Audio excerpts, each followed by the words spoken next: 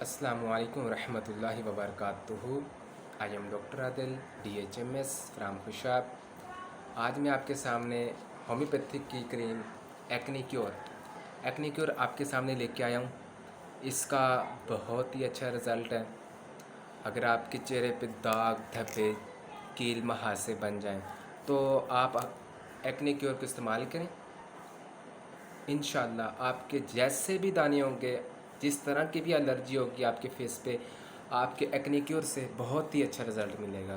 तो मेरी आप सबसे रिक्वेस्ट है, जिस भाई के जिस बहन के चेहरे के ऊपर अगर दाने वगैरह बने हुए हैं, कील महासे बने हुए हैं, छाइयाँ बनी हुई हैं, तो वो एक्नी क्योर का इस्तेमाल करें।